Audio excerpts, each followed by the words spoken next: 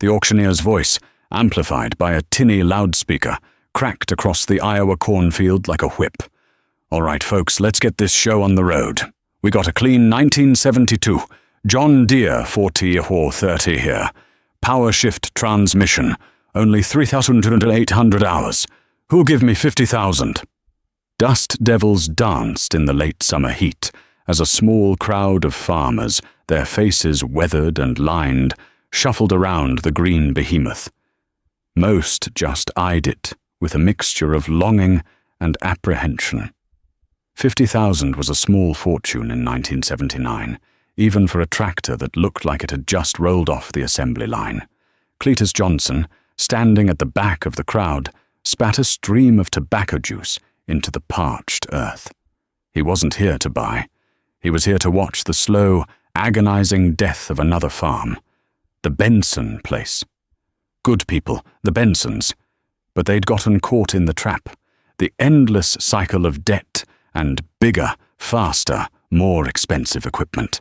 Cletus ran a hand over the faded blue paint of his own tractor, a 1953 Farmall Super M, parked a respectful distance away near the gravel road. It wasn't pretty, but it was paid for. Every dent, every rust spot, every oil stain told a story of sweat, ingenuity, and stubborn independence. The bidding crawled upward, punctuated by the auctioneer's increasingly desperate pleas. Finally, it stalled at $47,000. "Come on, folks, this is practically a new tractor. Don't let this opportunity pass you by," a voice boomed from the front of the crowd. 48,000! Heads turned. It was Dale Earnhardt, the local John Deere dealer, a man whose smile never quite reached his eyes. He was a predator in a polyester suit, circling the wounded. Another farmer, young and eager, raised his hand hesitantly. 48.5! Earnhardt barely acknowledged him. 50,000! The young farmer's face fell. He shook his head and stepped back. "Sold!" the auctioneer yelled, slamming his gavel. "To Dale Earnhardt for $50,000. Earnhardt grinned, a flash of white teeth against his tanned face.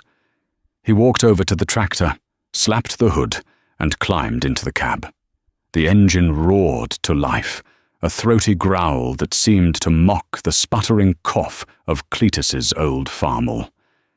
Cletus watched as Earnhardt drove the 4430 away, a plume of dust billowing behind him. He knew what Earnhardt would do. He'd fix it up, maybe paint it, and then sell it for a tidy profit to some other farmer eager to keep up with the Jonases. Or worse, he'd lease it out, further squeezing the small guy. He climbed onto his Farmall, the familiar rumble of the engine a comforting sound. It wasn't fancy, and it wasn't fast, but it was his. He'd rebuilt the engine himself 3 times, knew every quirk and groan. He eased the tractor into gear and headed back toward his own farm, the setting sun casting long shadows across the fields. He couldn't help but wonder how long he could hold out. The pressure was mounting. Fertilizer prices were soaring, interest rates were climbing, and everyone was telling him he needed to upgrade, to modernize, to get with the times. But Cletus had seen what happened to farmers who chased the latest technology. They ended up like the Bensons, buried under a mountain of debt, forced to sell their land to the highest bidder. Before we go any further in this story, let me ask you something. Do you think Cletus is a fool for sticking with his old ways? Or is he a wise man, preserving a way of life that's slowly disappearing? Drop a comment below. Let me know what you think. The next morning, Cletus was up before dawn, the smell of coffee and frying bacon filling the small farmhouse. His wife, Martha, a woman as sturdy and reliable as his Farmall, was already at the stove, humming softly. "Morning, Cletus," she said, without turning around. "Sleep well?" "Well enough," he replied, pouring himself a cup of coffee. "Heard the coyotes yipping out by the North 40. Probably after rabbits." Martha placed a plate of eggs and bacon in front of him. You're working the south field today, right? Getting ready for the winter wheat? That's the plan, Cletus said, digging in. Got to get it done before the ground freezes. After breakfast, he headed out to the barn, the crisp morning air stinging his lungs. The farmel was waiting for him, its blue paint dulled by years of sun and rain. He ran his hand over the hood, feeling the familiar vibrations as the engine sputtered to life. He spent the entire day in the south field, ploughing and disking, the monotonous rhythm of the tractor a steady pulse against the vast expanse of land. The sun beat down on his back, sweat soaked his shirt, and his hands grew numb from gripping the steering wheel. But he didn't stop. He couldn't afford to. He remembered his father, teaching him how to plough a straight furrow, how to listen to the engine, how to feel the land. His father had farmed this same land with a team of horses and a walking plough. Cletus had come a long way since then, but the principles remained the same: hard work, honesty, and a deep respect for the land. As he worked, he couldn't help but notice Dale Earnhardt's brand-new John Deere 8630, a massive four-wheel drive machine, working the field across the road. It was a sight to behold, a technological marvel that could plough twice as much land in half the time. Earnhardt waved, a smug grin on his face. Cletus nodded in return, but a knot of resentment tightened in his stomach. He knew Earnhardt was just trying to show him up, to prove that his old-fashioned ways were outdated and inefficient. That evening, as Cletus was finishing up for the day, he noticed a strange knocking sound coming from the farmel's engine. He shut it down immediately, his heart sinking. He knew that sound. It was a bad rod knock. He spent the next few days tearing down the engine, his knuckles bruised and greasy. He found the problem quickly enough: a worn-out connecting rod bearing. It was a simple fix, but it meant downtime, and downtime meant lost money. He drove into town to the local parts store, a dusty, cluttered place run by a grizzled old mechanic named Earl. "Morning, Cletus," Earl said, without looking up from his work. "What can I do for you?" "Need a connecting rod bearing for a Farmel Super M," Cletus said. Earl rummaged around in the back for a few minutes, then emerged with a small box. "Here you go. That'll be $12. Cletus paid him and headed back to the farm. As he was driving, he saw Earnhardt's 8630 parked in front of the local diner. He pulled over and went inside. Earnhardt was sitting at the counter, surrounded by a group of other farmers, all laughing and joking. "Well, look who it is," Earnhardt said, spotting Cletus. "The man who refuses to join the 20th century." The other farmers chuckled. Cletus ignored them and ordered a cup of coffee. "How's that old tractor of yours holding up?" Earnhardt asked, his voice dripping with sarcasm. "Still chugging along?" "It's getting the job done," Cletus said, taking a sip of his coffee. "For how much longer?" Earnhardt said. "You know, I've got some great deals on new John Deeres. Low interest rates, flexible payment plans. I could get you into a new 440 in no time."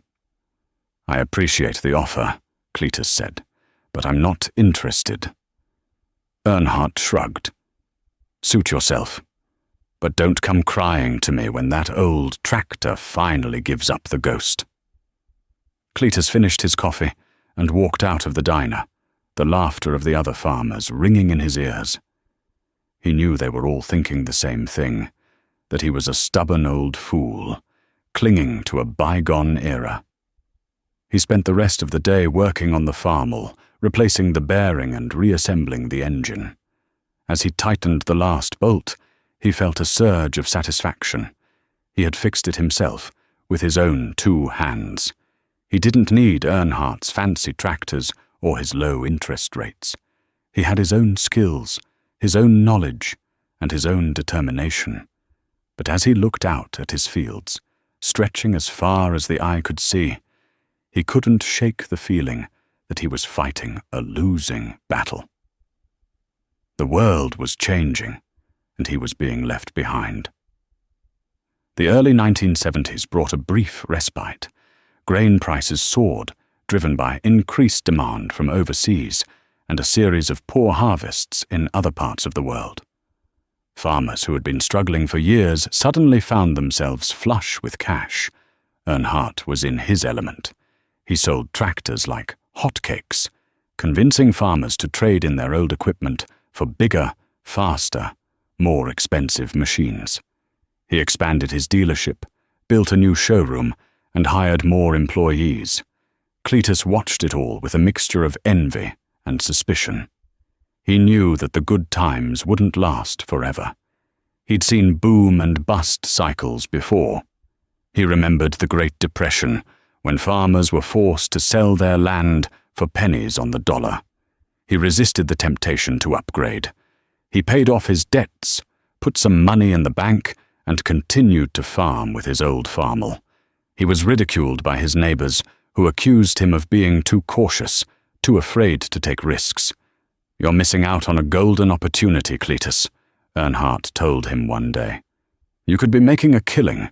All you need is a little bit of leverage." "Leverage is just another word for debt," Cletus replied. "Debt is what makes the world go round," Earnhardt said. "You got to spend money to make money." Cletus shook his head. "I'll stick with what I know." Earnhardt just laughed.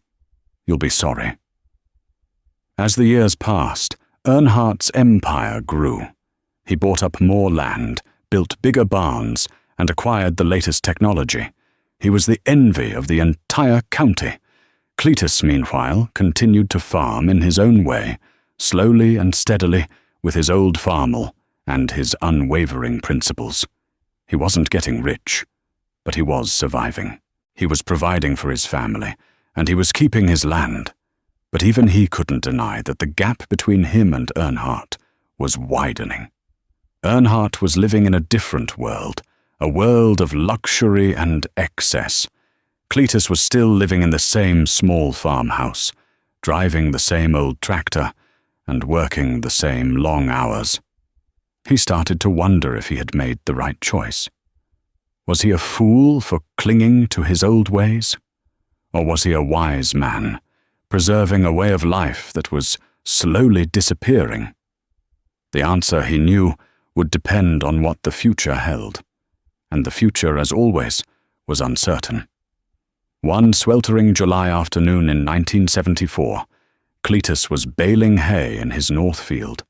The air hung heavy and still, thick with the smell of freshly cut alfalfa. His old John Deere Model 14T baler, a machine he'd bought used back in '68, was clanking and groaning with every revolution. He'd patched it up more times than he could count, replacing belts, chains, and gears with whatever he could find at farm auctions or salvage yards. Suddenly, with a loud snap, the baler ground to a halt. Cletus cut the engine on his farmel and climbed down to investigate. He found the problem immediately. The main drive chain had broken, leaving a tangled mess of metal and frustration. He knew he had a spare chain back in the barn, but the thought of spending the rest of the afternoon wrestling with the greasy, stubborn machine filled him with dread. He wiped the sweat from his brow and sighed. This was just another challenge in a long line of challenges that seemed to be testing his resolve. As he walked back towards the farmhouse to grab his tools, he saw Dale Earnhardt driving by in his brand-new pickup truck, a gleaming silver Ford F-250 with all the bells and whistles. Earnhardt slowed down and rolled down his window, a smirk playing on his lips. "Having some trouble, Cletus?"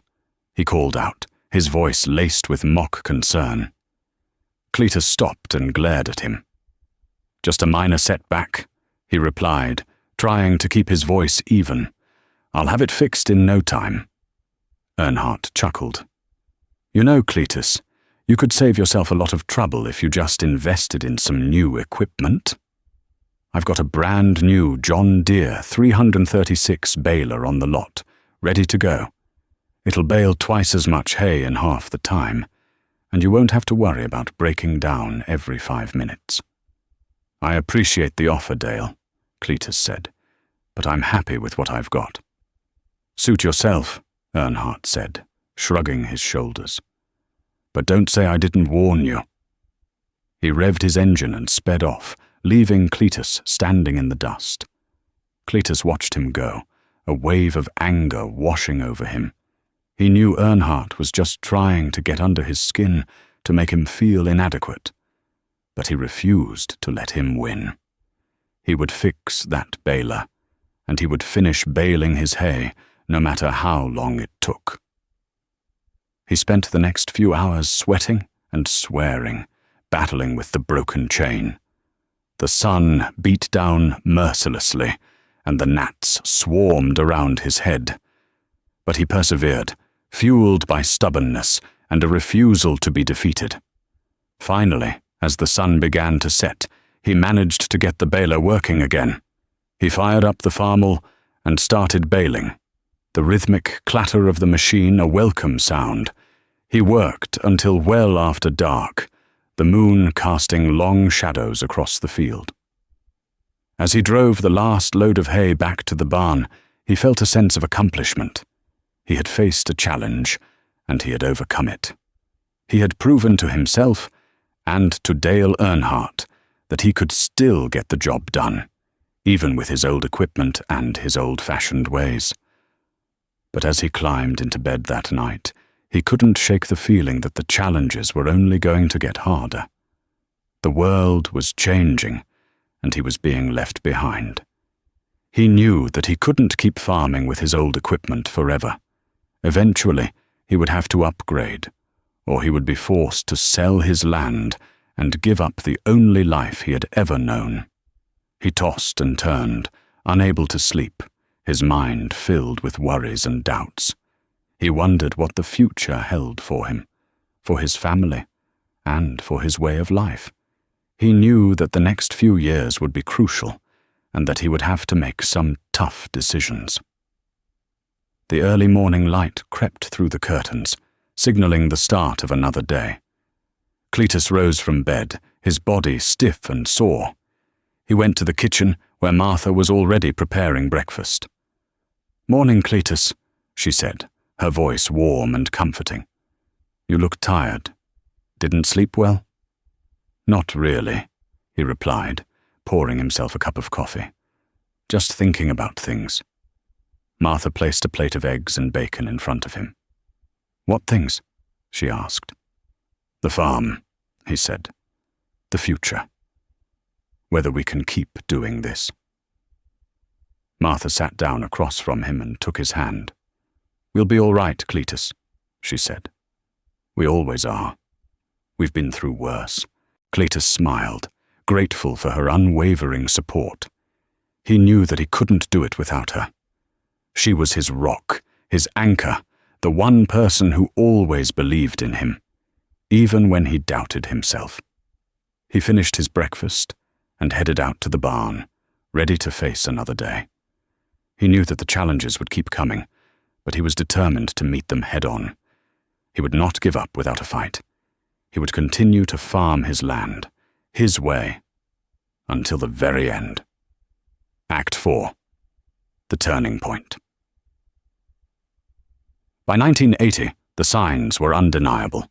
A creeping drought had settled over Iowa, turning the rich black soil to dust. The corn stalks, usually tall and green by midsummer, were stunted and brown, their leaves curling inward in a desperate attempt to conserve moisture.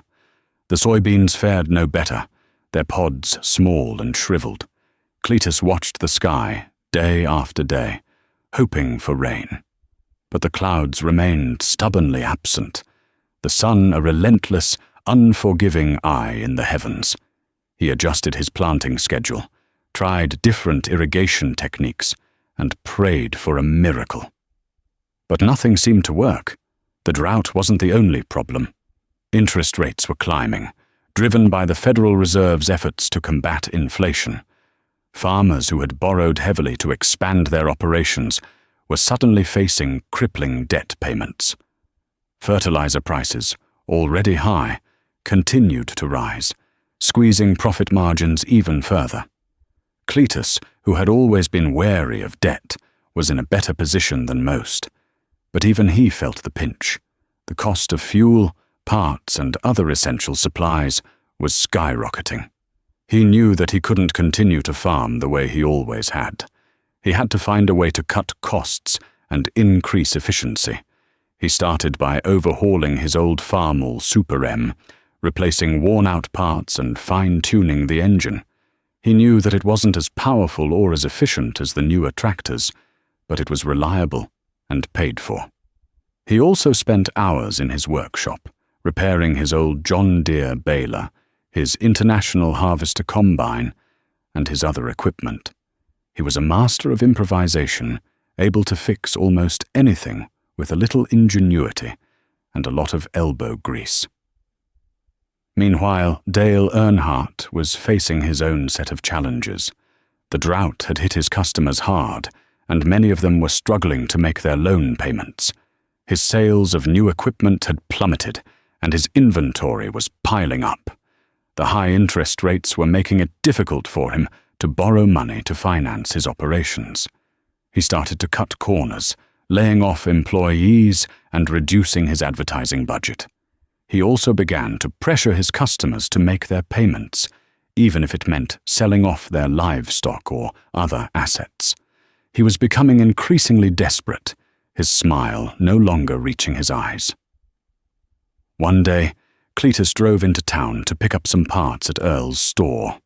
As he was leaving, he saw Earnhardt standing outside his dealership, talking to a group of farmers. Earnhardt's face was flushed, and his voice was loud and agitated.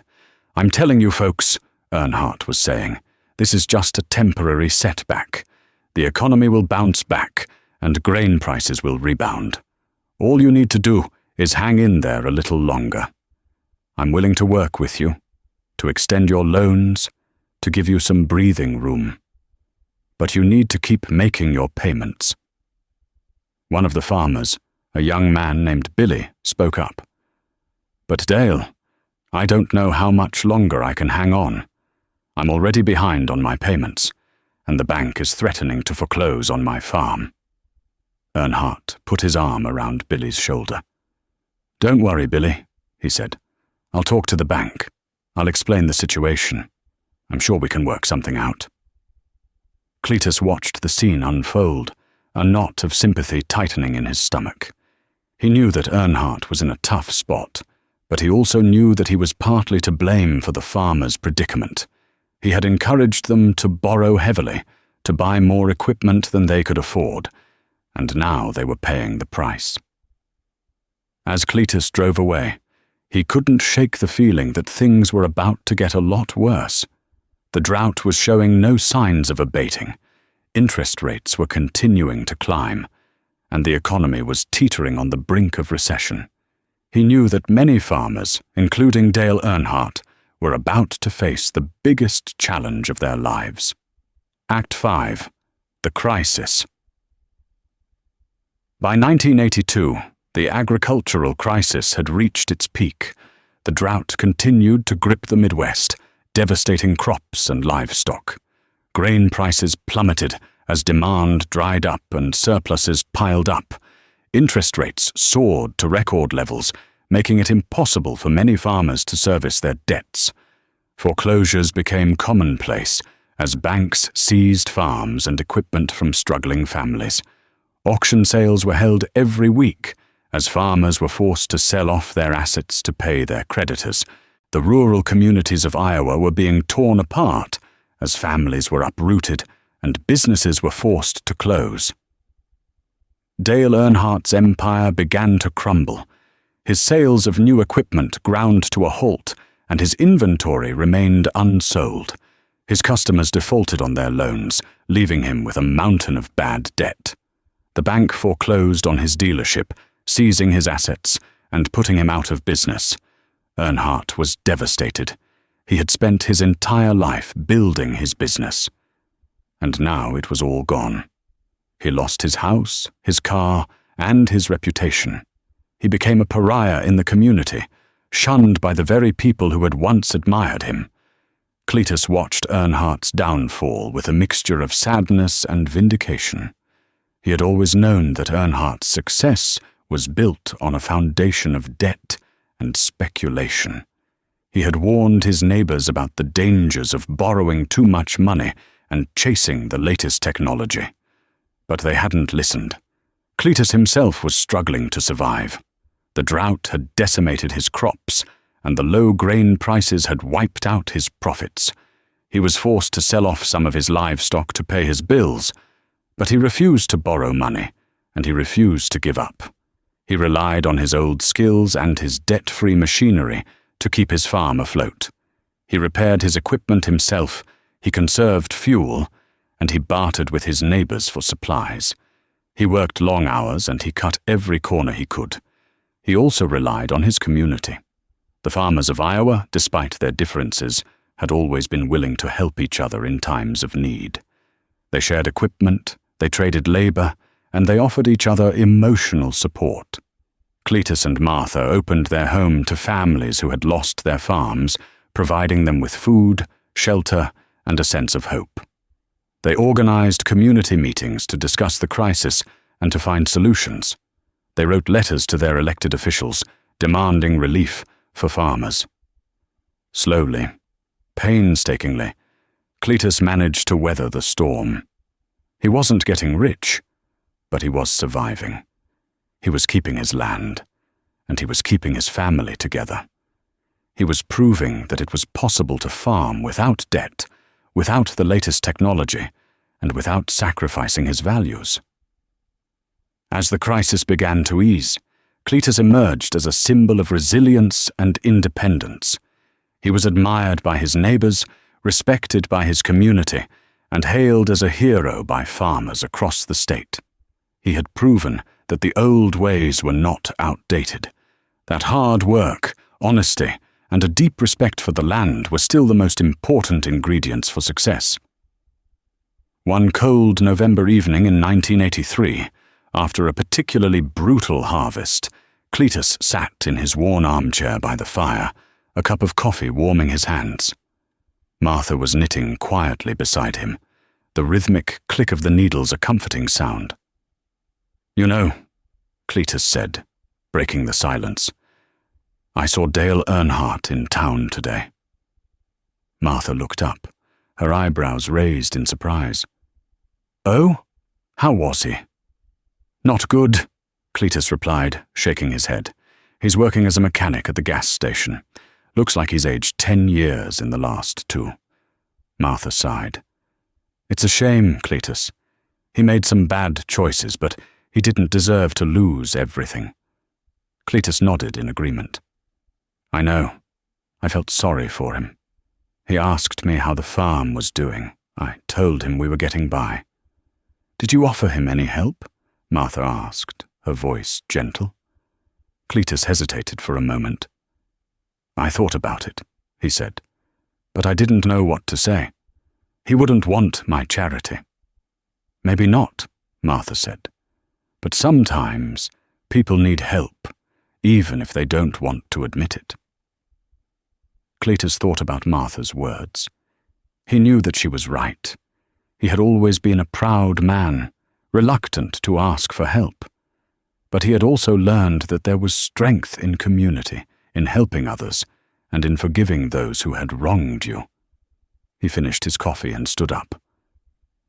"I think I'll go for a walk," he said. He put on his coat and boots and stepped out into the crisp night air.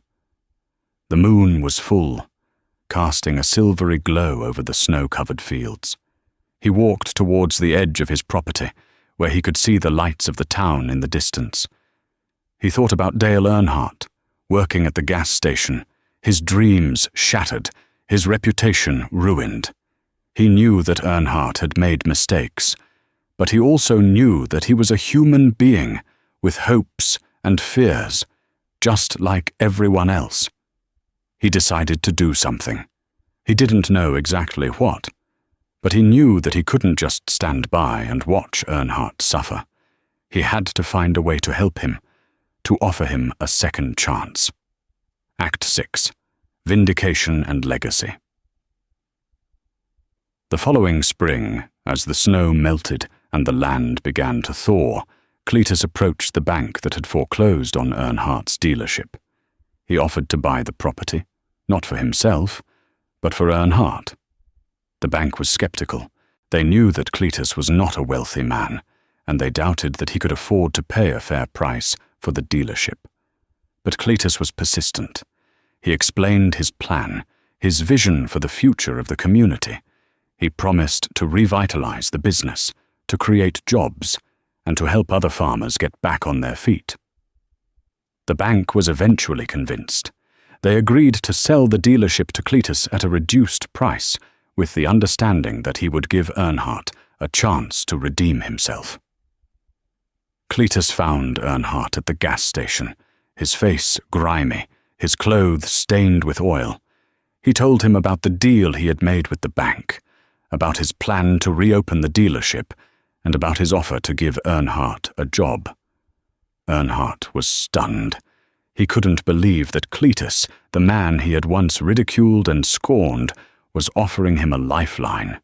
He was overcome with emotion, tears welling up in his eyes. "Why, Cletus?" he asked, his voice choked with gratitude. "Why are you doing this for me?" Cletus smiled. "Because it's the right thing to do, Dale," he said. "We all make mistakes. We all deserve a second chance." Earnhardt accepted Cletus's offer. He worked hard, he learned from his mistakes, and he slowly began to rebuild his reputation. He became a trusted advisor to farmers, helping them to make sound financial decisions and to avoid the pitfalls of debt. The community perspective shifted. People began to see Cletus as a visionary leader, a man of integrity and compassion. They admired his resilience, his independence, and his unwavering commitment to his values. The John Deere dealership reopened, not as a monument to excess, but as a resource for the community. Cletus and Dale focused on selling practical, affordable equipment and on providing reliable service and support. They also offered financial counseling and educational programs to help farmers manage their businesses more effectively. Cletus never abandoned his old Farmall Super M. It remained his primary tractor, a symbol of his independence and his connection to the land. He continued to repair it himself, passing on his skills and knowledge to his grandchildren. In his later years, Cletus became a mentor to young farmers, sharing his wisdom and his experience. He taught them the importance of hard work, honesty, and a deep respect for the land. He encouraged them to be innovative, to embrace new technologies, but to never forget the values that had sustained their families for generations.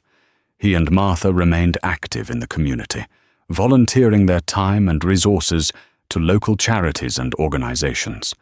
They were respected and loved by all who knew them. Cletus passed away peacefully in his sleep at the age of 92, surrounded by his family.